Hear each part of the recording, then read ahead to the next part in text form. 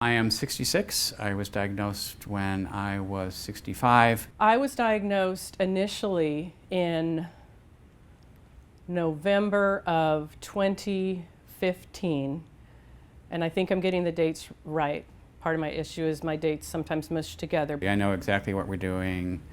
I know you're Steve, I know you're Zach. We're here in Pine Street finally. On July 20th of last year, I received the official diagnosis with 17 research physicians and doctors in the room, myself, my husband, and my 2 children with the diagnosis of early onset, early stage Alzheimer's.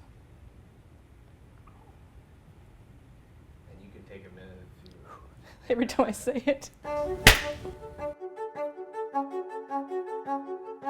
The way I explain it to people is I am in a new life. My former life no longer exists, and it's up to me to create a new life. I knew something was wrong. It's not normal to not be able to calculate a tip anymore. It's not normal to not do math in your head and to be able to subtract or add numbers. It's not normal to not remember conversations or to attend a training class and not remember what was taught. More and more words are going away, and there are a number of words that no matter how I remember them, they are not there. You know, I could say, okay, now I've got it, and two minutes later, I won't have it.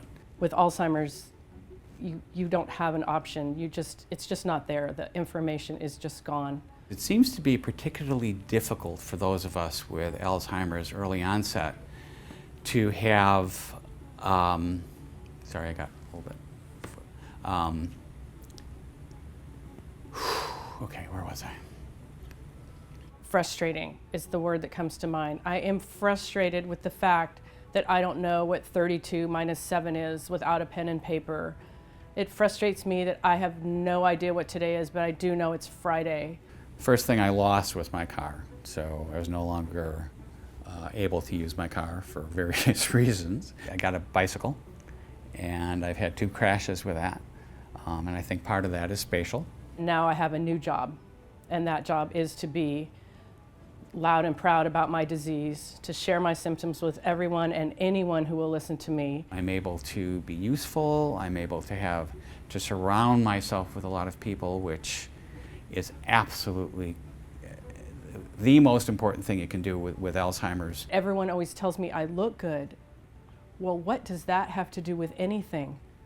I keep saying to people, I'm going to walk around in a bathrobe with a towel on my head. You know, no makeup, just an old hag, and then maybe they'll think I have Alzheimer's. But this is what Alzheimer's looks like. It looks like me.